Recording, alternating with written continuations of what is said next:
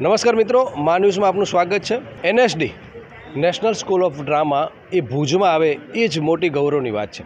એટલે હું સતત કહેતો હોઉં છું કે આ એક સુવર્ણ અવસર ભુજને મળ્યો છે। આ ટાઉન હોલમાં અનેક કાર્યક્રમો છે, એના સાક્ષી આપણા સ્ટેશન ડાયરેક્ટર અને નાટકનો જે જીવ છે એ જયેશભાઈ રાવલે અને બધાએ અનુભવ્યું હશે કે આ ટાઉન હોલ ખરેખર ઐતિહાસિક ક્ષણમાંનું એક એવું સાક્ષી રહ્યું છે। ત્યારે આવી એક ઘટના ફરી પાછી આવી છે। આવતીકાલે છેલ્લો દિવસ છે, એટલે આપણે દિવસને જાણવો છે, પણ આજે વાત કરવી છે કનુપ્રિયાની, વાત કરવી છે કૃષ્ણની, વાત કરવી છે ગોપીઓની, અને વાત કરવી છે એ અદ્ભુત જે કહી શકાય કે કાવ્યની, અને વાત કરવી છે સૌરભ સરની। તો હિન્દીમાં સીધી શરૂઆત કરશું, કારણ કે એમપીથી તેઓ આવે છે અને ખૂબ સરસ, જે એમ કહી શકાય કે આપણી ભાષામાં કહેતો હકડે ટઠ લોકો જે છે આમ ફ્રીજ થઈ ગયા હતા, બરફ થઈ ગયા હતા, અને જાણે 5000 વર્ષ જૂનો માહોલ હોય એ માહોલમાં આપણે જતા રહ્યા હતા।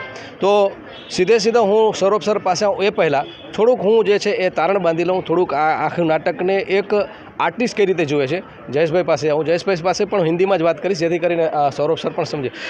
जयेश भाई, सर्वप्रथम ये बताइए कि ये आज का जो ड्रामा है कैसा लगा? बहुत ही शब्दों में नहीं बांध सकते, इतना बढ़िया।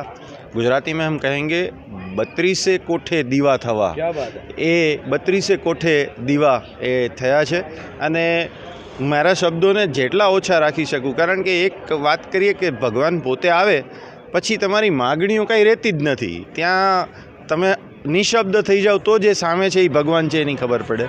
तो आवा सरस मजाना कलाकारों हमारे, इतने अच्छे कलाकार हमारे साथ हैं, तो बहुत ही ज़्यादा शब्द उनसे मिले।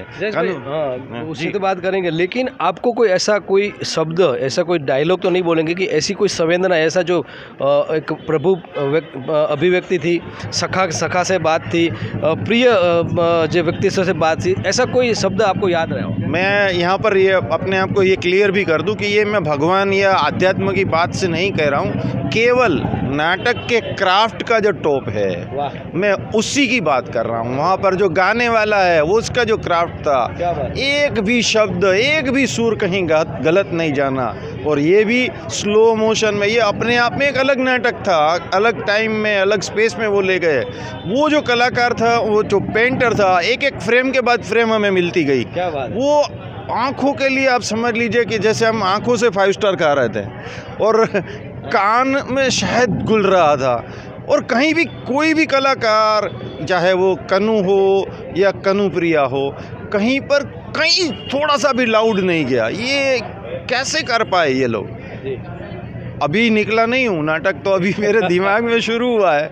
और कनुप्रिया के बारे में तो लोग कहते हैं कि 10 साल के बाद भी उसी के साथ रहता है, और नाटक वही होता है जो मैं घर पे ले जा रहा हूँ। उन्होंने मंच पे किया वो तो अपना था, मैं अपने साथ अपना लेके जा रहा हूँ। तो यही एक आज का अनुभव, दिव्य अनुभव जिसको बोलते हैं, वही था। जैसे भाई, आपके लिए अंतिम सवाल, एक एक फ्रेम, जैसे आर्टिस्ट के लिए जैसे कोई फ्रेम हो, जैसे मतलब एक एक मोमेंट में आप जो पेंटर है वो ऐसे अद्भुत, जैसे नवीन और बिपिन भाई अगर होते यहाँ पर तो उसको कई सारे पेंटिंग मिलते, क्या बोलेंगे इसमें? वही तो मैं बोल रहा हूँ कि एक के बाद एक चित्र बनते जा रहे थे, और ये कहीं पर आपको ये भुलावे में डाल देते थे कि नाटक चल रहा है, कि आप कहीं कहीं अच्छा सा जो डिस्प्ले हो रहा है पेंटिंग्स का उस पर जा रहे हैं। लेकिन हाँ, भाव बहुत ही अच्छी तरह से, और मैं थोड़ी सी कोशिश मैंने एक्टिंग में की है, तो मुझे पता है कि ये सस्टेन करना, वो खास करके जो सारी कनुप्रियाओं का जो काम था, उन्होंने अपने चेहरे पे जो लाया है, और एक एक चीज़ें जो बोली है, ऐसा लग रहा था कोई अगर कहीं बीच में कहीं पीछे से खांस भी दिया ना, तो वो हमें महसूस गुस्सा आ जाता था। वैसे प्यारा, मतलब माइक्रोफोन का इतना अच्छा यूज़ और इतना अच्छा प्रेजेंटेशन, वो मैंने महसूस आज तक नहीं किया। इतना जो कॉम्बिनेशन है ना, वो तो मेरे लिए, मैंने कहा ना 32 कोठे दीवा थवानी बात है। क्या बात कि ये आनंद है जो, वो अलौकिक आनंद था। कनुप्रिया के डायरेक्टर निर्देशक सौरभ अनंत हमें आज अनंत की यात्रा पे ले गए। सबसे पहले मैं आऊँगा, और मैंने एक लाइव में भी पूछा कि एक समाधि की अवस्था में पूरा सभागार चला गया, ऐसा माहौल दिखा, और खुली आंखों से समाधि का दर्शन हुआ। सीधे चलते हैं सौरभ सर के पास। सर, आपने जो सोचा था वैसा ही आज हुआ, क्या क्या बोलेंगे, और आर्टिस्ट को कितना धन्यवाद देंगे? सारा धन्यवाद तो आर्टिस्ट को मतलब जितना हो सकता है उससे भी ज़्यादा है, क्योंकि आर्टिस्ट का जो समर्पण है, उसका जो उनका संभाव है, उससे नाटक संभव हो रहा है। तो आर्टिस्ट, अगर मैं कुछ परिकल्पना कर रहा हूँ, कुछ सोच रहा हूँ, मेरे पास कोई विचार है, उसको कहने वाला तो आर्टिस्ट है। तो आर्टिस्ट सामने खड़ा है और वो मेरे भाव को, भावनाओं को एकदम गहराई से समझने की कोशिश कर रहा है कि एज़ इट इज़ पहले वो समझ ले और फिर उतने समर्पण, उतने डेडिकेशन से उसको प्रस्तुत कर रहा है। तो कनुप्रिया अगर इस समय आज यहाँ सब इस तरह डूबे हुए हैं, तो उसका सारा श्रेय कलाकारों को ही है जो उसको मंच पे ला पा रहे हैं। जी जी। जैसे आम्र की बात हुई है, अशोक की बात हुई है, जैसे एक पेड़ के इर्द गिर्द पूरी जो बात चली और युद्ध भूमि तक पहुंच गई, मतलब बहुत सारे चैलेंजेस स्टेज पे, एक स्टेज पे, और कई सारे आर्टिस्टों ने देखा स्टेज छोड़ा ही नहीं है। 2-3 आर्टिस्ट तो कंटिन्यू वो मतलब स्टार्टिंग तो एंडिंग तक। तो सर कितने घंटों की रियाज़, प्रैक्टिस, और अभी आपने बोला कि 24 घंटे में आप समय भी नहीं देख पाते थे, तो आर्टिस्ट का समर्पण और आपका पूरा कम्युनिकेशन कैसे हुआ सर? ये कैसे हुआ तो मैं सच में नहीं इसको हम खोज पाएंगे कि वो हुआ कैसे, लेकिन इस सब के होने में कहीं ना कहीं कनुप्रिया है जड़ में, क्योंकि कनुप्रिया वो पहला विचार था। और वो विचार जैसे जैसे मैंने जिससे भी साझा किया, हमारे साथ नीतेश हैं, नीतेश ने संगीत निर्देशन नीतेश ने किया है, श्वेता हैं, तेजस्विता हैं जो अभिनय कर रही हैं, और भी साथी जो रहे, मैंने ये देखा कनुप्रिया का विचार जब मैंने जिससे भी साझा किया है और उस तक पहुंचाई है, तो उसका दुगनी गति से उसका जुड़ाव कनुप्रिया के साथ और मेरे विचार के साथ बना। तो वो जड़ों में तो यही है। तो जब हम एक कनेक्शन, एक समान रूप से उससे जुड़ाव महसूस कर रहे हैं अगर सारे कलाकार, तो मुझे लगता है हमारी ताकत बढ़ जाती है। फिर वो समर्पण भाव सभी में, आप हमारी टीम, जो भी टीम आप देख रहे थे, वो मैं कहना चाहूँगा मतलब देश की सबसे समर्पित रेपर्टरी, समर्पित कलाकारों की रेपर्टरी कोई है तो ये मैं कह सकता हूँ कि बिहान ड्रामा वर्क्स है। इतने समर्पित, इतनी तन्मयता से डूब के काम करने वाले, दिन रात काम करने वाली थिएटर रेपर्टरी और ऐसे आर्टिस्ट हमारे साथ हैं, इस कारण हम ये एक्सप्रेस कर पा रहे हैं। जी। आपके लिए अंतिम प्रश्न, मेरे लड़के ने ही पूछा, मेरे सन ने, कि सर से पूछना कि मल्टी डायमेंशनल है कृष्ण की इमेज, आपको कौन सी पसंद है? क्योंकि वो सखा भी है और एक डायलॉग तो मुझे दिल को छू गया, जैसे एक गोपी ने बोला कि वो सखी भी है, वो माँ के स्वरूप में पहुँच गए थे, मतलब उसके लिए मेरे पास शब्द नहीं है। आपके लिए कृष्ण का कौन सा जो है स्वरूप आपको पसंद है, व्यक्तिगत स्वरूप? हाँ, मतलब ये थोड़ा सा कठिन सवाल आपने कर लिया, क्योंकि कृष्ण तो संपूर्णता का नाम है, तो वो संपूर्णता में ही उनकी जो भी इमेज हमारे सामने आती है, लगता है यही आइडल है। क्या बात है। तो कृष्ण इतना आदर्श और इतना संपूर्ण व्यक्ति हैं, संपूर्णता अपने साथ लिए हुए, तो उनकी किसी भी छवि को हम ये नहीं कह सकते ये कम है या ये कमज़ोर है या ये इससे कम है। वो जहाँ दोस्त हैं तो श्रेष्ठ हैं, जहाँ प्रेमी हैं तो श्रेष्ठ हैं, जहाँ पुत्र हैं तो श्रेष्ठ है, जहाँ नायक हैं तो श्रेष्ठ हैं, जहाँ उपदेशक हैं तो श्रेष्ठ हैं। तो वो कृष्ण अपनी हर छवि में श्रेष्ठ है। મિત્રો, એમ કહેવાય છે કે કોઈ પણ કામ કરો જ્યાં સુધી તમે ટોટલી નથી કરતા, સમર્પિત થઈને નથી કરતા, ત્યાં સુધી પરિણામ નથી આવતું। અને શ્વેતાજીએ વાત એ લાઈવમાં કરી હતી કે ઘરનું કામ કરતાં કરતાં જે છે એ સંવાદમાં વાત કરતા હોય એટલે મને લાગે છે કે એટલે જ પરિણામ આવ્યું। શ્વેતાજી, एक जीवन में आप मतलब पूरा दिन में जो काम कर रहे हैं उसमें भी जो है कनुप्रिया आपके जीवन में आ जाती थी, तो ये समर्पण कैसे आया? ये समर्पण में भी मैं भी यही कहूँगी कि कनुप्रिया का बहुत हाथ है, कनुप्रिया ही है कहीं उसके मूल में, जड़ में। क्योंकि जब पहली बार सौरभ सर ने शेयर किया था कनुप्रिया के बारे में, तो पहली कविता पढ़ी और मैं भी सोचती रह गई कि ये क्या है, ये क्या पढ़ लिया, और फिर वो छूटी नहीं। फिर वहाँ से लेकर वो किताब खोजने तक की एक यात्रा रही, कैसे भी किताब मिल जाए। जब किताब मिली और बाकी कविताएं पढ़ी तो वो खुद ही अपने आप अंदर आ गई, और उसने फिर ये संयम और ये धैर्य भी दिया समझने का। और फिर जब सौरभ सर के साथ में इस प्रोडक्शन का हिस्सा बनने का मौका मिला, तब फिर उसके और दरवाजे खुले कि जैसे कि अंदर भी एक सवाल था धैर्य को लेकर तो मुझे लगता है कि जब सर के साथ काम किया तो समझ आया कि कनुप्रिया को समझने के लिए इतना धैर्य तो चाहिए ही। मतलब वो बोलते हैं मैंडेटरी है। अगर इतना धैर्य नहीं हम अपने अंदर से ला पाएँ तो मुश्किल होगा। तो मुश्किल हुआ भी शुरू में, लेकिन धीरे धीरे धीरे उसी के साथ पढ़ते समझते सुनते और भी बहुत सी कनुप्रिया जहाँ जहाँ पढ़ी जाती रही या हमने वीडियोज़ में कहीं कहीं देखी, तो हर जगह ना कनुप्रिया को खोजना ढूंढना शुरू किया और ऐसे फिर वो हमारे अंदर बसी। अंतिम आपके लिए आपको कोई ऐसी लाइन जो आपका डायलॉग कोई संवाद है जो हमारे दर्शकों को, जो आपको दिल को छू गया है? जैसे बहुत सारे थे लेकिन आपको उसमें से कोई पसंद गया जिसमें फर्स्ट नंबर आप देना चाहें? अगर वैसे तो हम मतलब वही बात है कि धर्मवीर भारती जी की कृति है, उसमें कोई भी लाइन किसी भी लाइन से छोटी या बड़ी नहीं है, बट जिससे हमने नाटक शुरू किया था और जो अंत में धर्मवीर भारती जी ने कही है कि मैं जन्मांतरों की अनंत पगडंडी पर तुम्हारी प्रतीक्षा में अडिग खड़ी हूँ कनु मेरे। तो मित्रों आ समर्पण से અને પ્રતીક્ષા છે। સર आपके लिए लास्ट क्वेश्चन फिर यहाँ ख़त्म करेंगे। और જીવનમાં જ્યારે પણ તમે જેની સંपर्कમાં રહ્યો છો એનો એક તમને નશો થઈ જાય છે, એનું એક દેખાય છે। सर मैंने सौरभ सर के आँख में भी देखा, ये गोपियों की आँख में भी देखा कि जैसे उसमें खुद जैसे वो माहौल एक बनता हुआ दिख रहा है सर। तो आध्यात्मिक मतलब रिलीजन की बात नहीं करो, लेकिन अंदर का इनर जो सोल है वो भी मेरे ख्याल से तृप्त होता दिखता है। क्या बोलेंगे? थोड़ा आपका परिचय। मैं नितेश मांगरोले भोपाल से हूँ और सौभाग्य है कि कनुप्रिया में संगीत का निर्देशन करने का मुझे अवसर मिला है और यहाँ पे आपके सामने प्रस्तुति का भी अवसर मिला। बांसुरी वादक हूँ मैं और कंपोज़र हूँ। जहाँ तक कनुप्रिया के साथ में जुड़ने का सवाल है तो ये जैसा आपने कहा कि ये एक आध्यात्मिक बात है और ये अध्यात्म सभी के अंदर है, समान रूप से है, सभी मनुष्यों में समान रूप से है, उसे महसूस करने की बात है।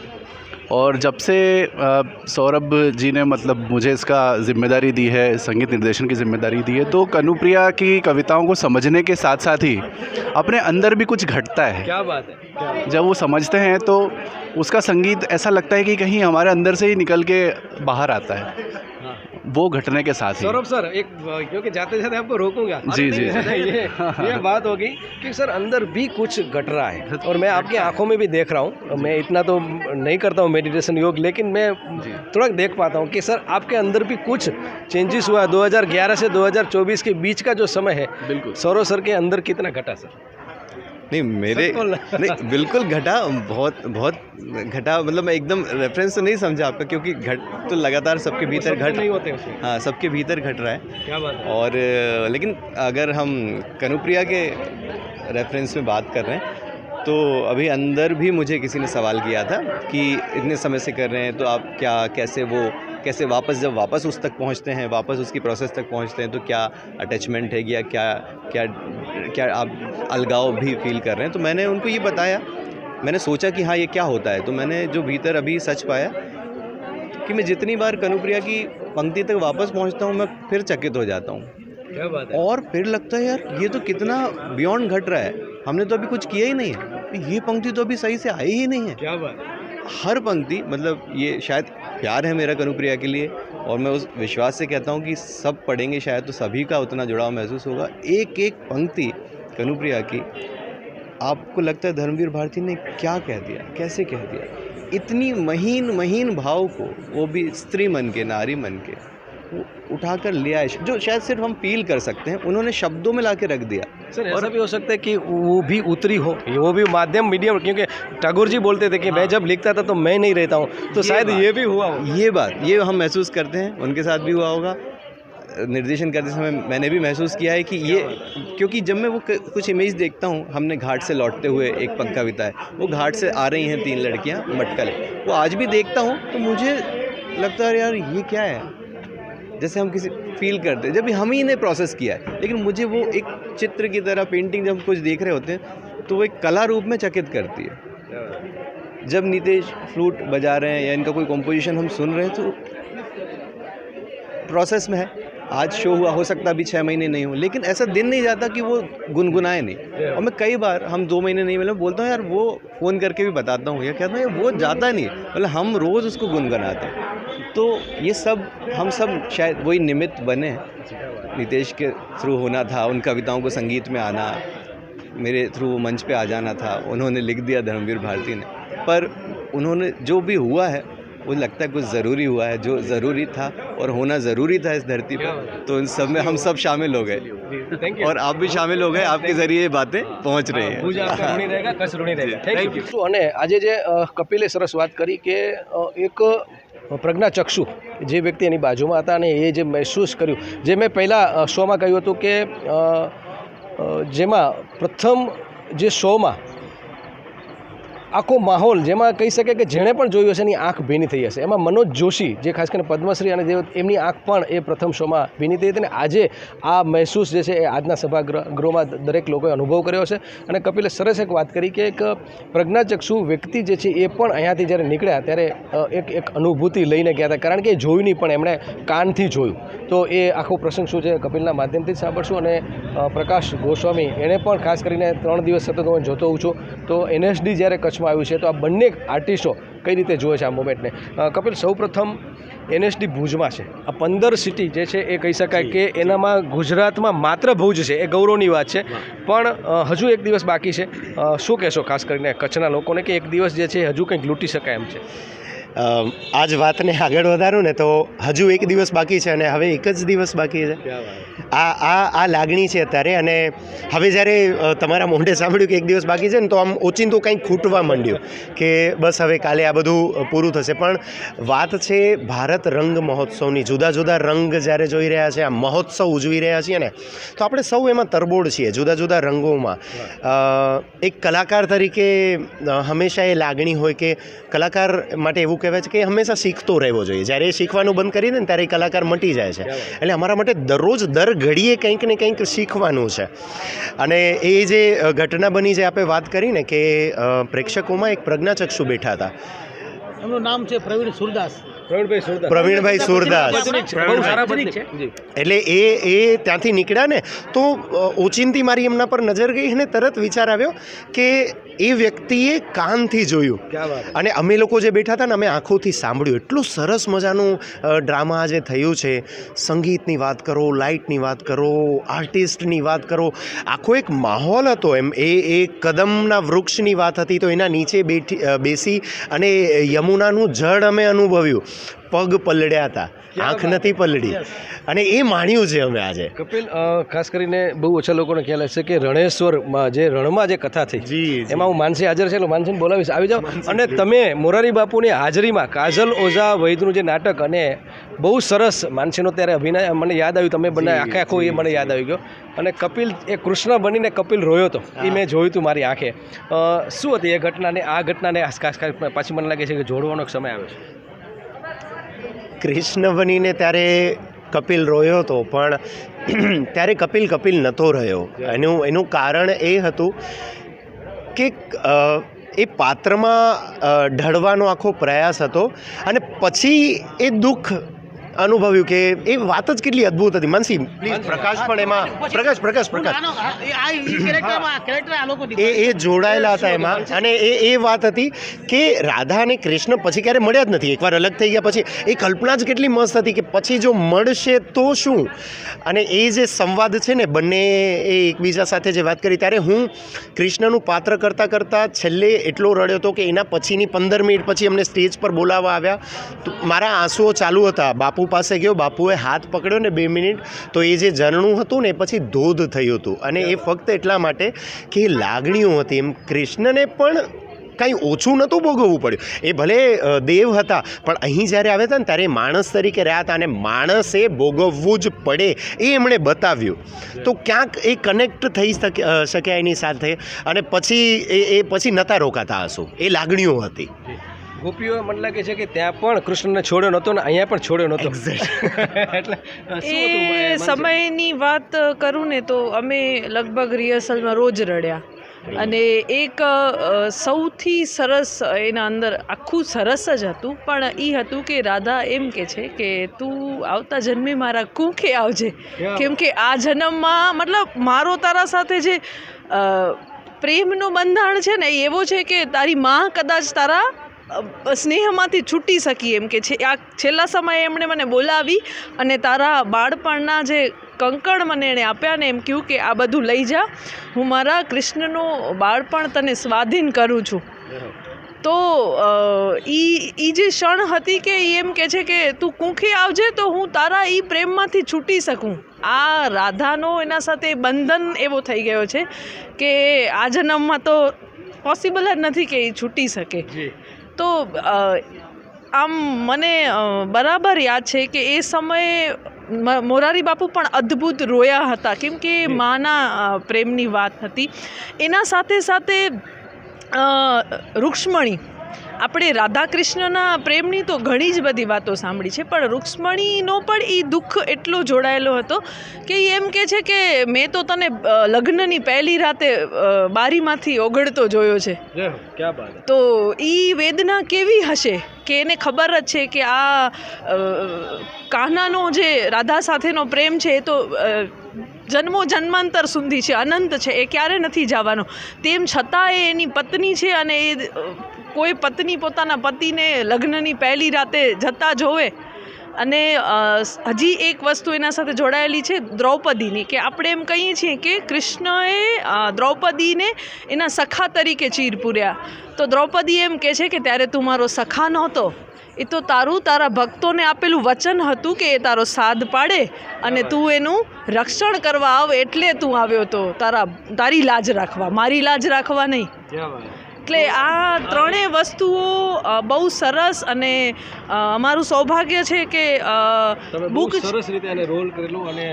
સારા ડિરેક્ટર અમને મળ્યા જેમણે સ્ટોરી લખેલી હતી, તેમ છતાં એનામાં એક ટ્રેપિંગ સીન ઊભો કરેલો હતો એ સમયે કે દ્રૌપદી, રૂક્ષ્મણી અને રાધા ત્રણેય કૃષ્ણને ઘેરી વળે છે કે આ અમારા જીવન સાથે જે ઘટનાઓ ઘટી છે ને એનું કારણ તું છે. અને ત્યારે એમ કહે છે કે આ મારા હાથમાંય નથી, હું ભલે સર્વસ્વ છું પણ મારા હાથમાંય નથી, આ નિયતિ છે જે મને પણ ભોગવવી પડે છે. વધુ નહીં બોલો ને તો કપિલને ફરી પાછું આજે મારે નથી રોવડાવું, પણ હું પ્રકાશને બોલાવીશ કે પ્રકાશ ખૂબ ખૂબ આભાર. કપિલ અને માનસી, પ્રકાશ 3 દિવસથી હું જોઉં છું કે આવો છો અને આવતીકાલે છેલ્લો દિવસ છે. આજના પહેલાં તો આ જે છે કનુપ્રિયા વિશે વાત કરશું, કેવું લાગે? હકીકતમાં કનુપ્રિયાની વાત કરું તો આજના જમાનાની વાત કરીએ તો આજે તમે સ્ક્રીન પર જોતા હશો, સિલ્વર સ્ક્રીનમાં વિઝ્યુઅલ ઇફેક્ટ્સથી ફલાણું ઢીકડું કરીને તમારે એક ફીલ લાવવા માંગતા હોય, પણ સાહેબ જ્યારે લાઈવ સ્ટેજમાં તમે આ ફીલ લઈ આવો બહુ અઘરું કામ છે કલાકારો માટે. કે જ્યારે સભાગૃહની અંદર જેટલા લોકો બેઠા હતા એ લોકો ફીલ કરતા હતા કે આ કૃષ્ણ છે, ગોપીઓ છે, યમુના નદી છે, આ ફીલ કરવું સાહેબ એ બહુ અઘરું કામ છે. અને આજે આ લોકોએ કરી બતાવ્યું છે. રિયલી જે અહેસાસ થાય છે જે કે માણસ કહે છે, તમે આજે સ્ક્રીન જો તમે કીધું પહેલાં પણ કે સ્ક્રીન પર જોતા હોય તો વિઝ્યુઅલ ઇફેક્ટ્સ કરે, યુઝ કરે, કાંઈ પણ યુઝ કરી શકે, તો તમારે એક બહુ નવી નથી, પણ તમે લાઈવ જ્યારે તમારે કોઈ પ્રોપ્સ યુઝ નથી કરતા, તમારા આંગિક અભિનયથી, તમે ભાવથી, તમે ગાયનથી, અત્યારે જે આ ભારંગનની અંદર બધું જોવા મળે છે એવા માંઝા કલાકારો બધા અહીંયા જોવા મળે છે કે જે નાટ્ય કહે છે ને કે આપણે બધી 34 કલાઓ જેટલી બી આવતી હોય એ બધી કલાઓમાં માહિર હોવા જોઈએ. તો તમને ગાયન, વાદન, અહીંયા નૃત્ય, અભિનય બધુંનો સમન્વય કરીને એ જે કલાકારો પરફોર્મ કરે છે, હકીકતમાં એનએસટીના નાટકો જોવાનો એક અલગ લાવો છે. ખાસ આભાર એટલે માનવો જોઈએ કે પરેશ રાવલે ભુજને પસંદ કર્યું છે, એમનો ખાસ આભાર માનવો જોઈએ કે એમણે ભુજમાં જાઓ, ભુજમાં ઘણા વર્ષોથી નાટક થાય છે, કદાચ આપણે છેવાડાના ગામોથી નાટક સારા અહીંયા બી ભજવાના છે, જે ન ભજવાયેલી સ્ક્રિપ્ટો પણ અહીંયા ભજવાય છે, તો એવા નાટકો અહીંયા બી થાય છે. કલાકારો ઘણા બી ઉમદા અહીંયા કલાકારો છે, પણ આજે એક શીખવાનો વર્કશોપ છે કે આજે એમ થાય કે તમારી પાસે આટલા લોકો એનએસટીની અંદર નાટકમાં સ્ક્રિપ્ટો કેટલી આવી હતી કે 600-700 સ્ક્રિપ્ટોમાંથી 62 નાટક પસંદ કર્યા છે, એ બધા આવા છે. તો એ માણસો કેટલું આનું વિસ્તાર કેટલો વધારે છે. તો આપણે છેવાડામાં આપણે આ જાણવા મળ્યું છે કે જેનાથી આપણે પ્રેરણા મળે કે આપણે પણ આવું કાંઈક કરીએ, વધારે સારું કરીએ. કલાકાર હંમેશા શીખતો રહે છે, અમે લોકો બી શીખીએ છીએ. ઘણા વર્ષોથી ડ્રામા ઘણા લોકો પાસે શીખવા મળ્યું છે. આજે એક નવો અનુભવ થયો છે, નવી વસ્તુ શીખવા મળી છે. Thank you so much. આવતીકાલે મિત્રો 8 તારીખ અને ગુરુવારે અને એ વિરામ હશે અને ક્લોઝિંગ સેરેમની એટલે 6 વાગે ચાલુ થઈ જશે. આમ 8 વાગે ચાલુ થાય છે, 6 વાગે ટાઉન હોલમાં જગ્યા લઈ લેજો, કારણ કે ક્લોઝિંગ સેરેમની છે અને તમામ કલાકારો સાથે મળવાનું થશે. આવતીકાલે ફરી પાછા કચ્છના જ કલાકારો પાસે આપણે વાત જાણશું કે ભાઈ આ એનએસડીએ જે ભુજને પસંદ કર્યું છે ત્યારે એ ગૌરવની ક્ષણ છે. મળશું ત્યાં સુધી સૌને શુભરાત્રિ. ઋતુરાજસિંહ કરણ સાથે જયમલસિંહ જાડેજા, મા news, town hall, Bhuj, Kutch, Gujarat. મા motor driving, safe and sure driving. Driving એ શોખ સાથે આપની મોટી જવાબદારી પણ છે. અમારા ઇન્સ્ટ્રક્ટર દ્વારા સચોટ અને સરળ માર્ગદર્શન. આપની રોજની તાલીમની માહિતી મેળવીને શું અધુરાશ છે એના ઉપર પૂરું ફોકસ કરાય છે.